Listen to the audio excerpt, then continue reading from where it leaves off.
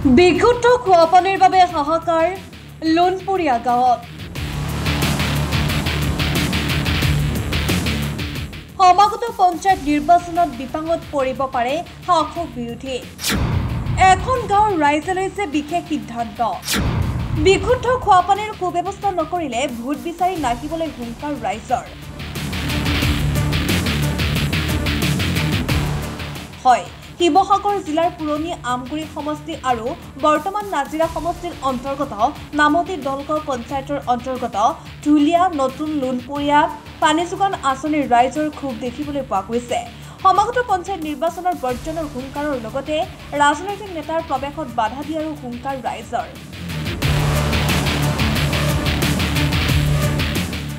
বিশুদ্ধ খোৱা পানীৰ পৰা বছৰ বছৰ ধৰি বঞ্চিত পঞ্চায়তখনৰ ৮ নম্বৰ ৱাৰ্ডৰ ৰাইজ। লেতেৰা পানী খাই বেমাৰত পৰা বুলিও অভিযোগ উত্থাপন কৰিছে স্থানীয় ৰাইজে। পানী যোগান আঁচনিৰ সন্মুখত মুখ্যমন্ত্ৰী মুৰ্দাবাদ, প্ৰদীপ হাজৰিকা গবে, জনস্বাস্থ্য কাৰিকৰী বিভাগ হাই হাই ইত্যাদি শ্লোগান দিয়া দেখিবলৈ পোৱা গ'ল।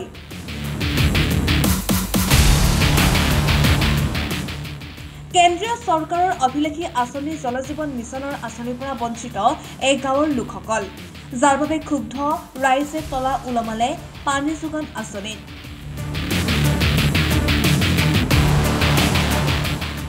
বিভাগত লিখিত অভিযোগ দিয়াৰ পাছতো কোনো ধৰণৰ সুফল নোপোৱাৰ অভিযোগ উত্থাপন কৰে। পঞ্চায়ত নিৰ্বাচনৰ পূৰ্বে খোৱা পানীৰ সমস্যা সমাধান নকৰিলে নিৰ্বাচন বৰ্জন কৰাৰ লগতে জনপ্ৰতিনিধি প্ৰৱেশত বাধা দিয়াৰ হুংকাৰ নতুন লোণপুৰীয়া গাঁৱৰ ৰাইজৰ।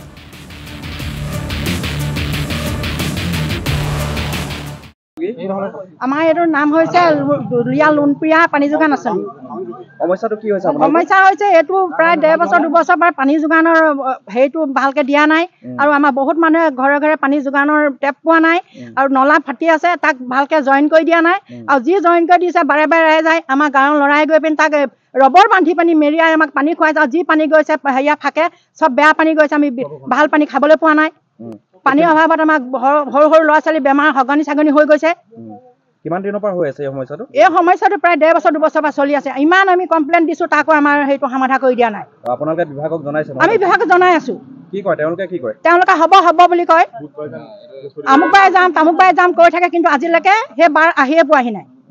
এপ্লিকেশ্যন দিছিলো, এই এপ্লিকেশ্যনৰ কোনো কিন্তু আমাক গ্ৰাহ্য নকৰিলে। বাৰে বাৰে দি আছো, তাকো আমাক গ্ৰাহ্য কৰা নাই এপ্লিকেশ্যনৰ হেৰি। প্ৰতিবাদকে একোৱে উত্তৰ যাব যাব আমুক বাৰে যাব আমুক তাৰিখে যাব তাকে কৈ থাকে। ইয়াকে কৈ কৈ আমাক কেঁচুৱা ল'ৰা আগতে নচুৱাই আছে। যদি আমাৰ এই পানী সমস্যাটো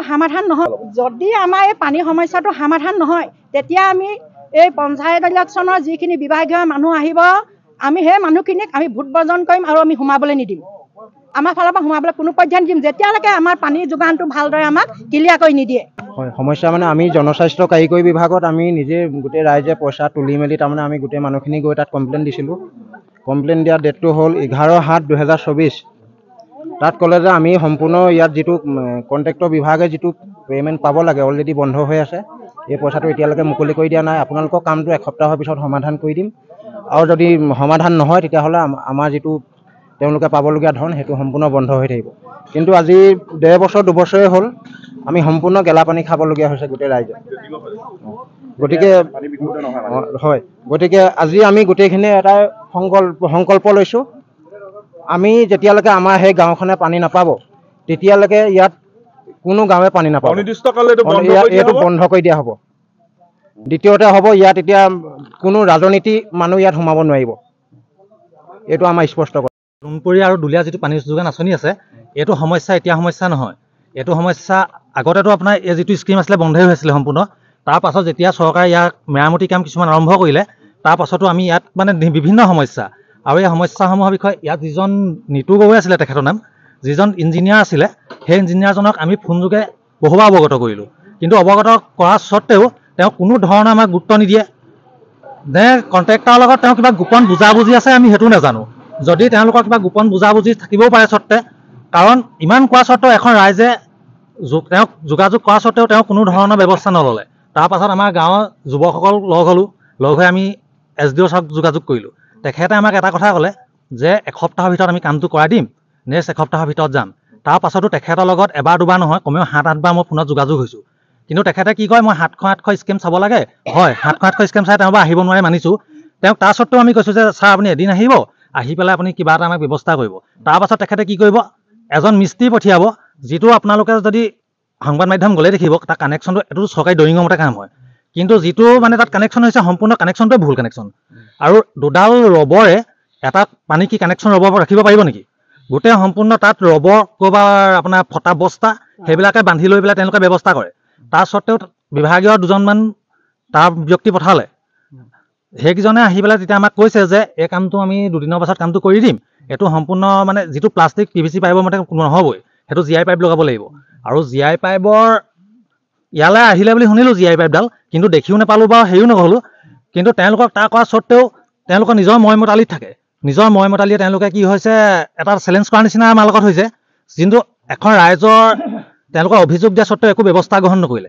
আৰু আজি আপোনালোকৰ সংবাদ মাধ্যমৰ যোগেৰে জনাইছোঁ যদি এই সপ্তাহৰ ভিতৰত তেওঁলোকে কোনো ব্যৱস্থা গ্ৰহণ নকৰে আমি জিলা উপায়ুক্তক লগ কৰিম আৰু ইয়াৰ বিষয়ে তাৰমানে আমি অৱগত তেখেতক কৰিম আৰু তাৰ সত্ত্বেও যদি নহয় আমি বিভিন্ন কাৰ্যসূচী হাতত ল'বলৈ মানে বাধ্য হ'ম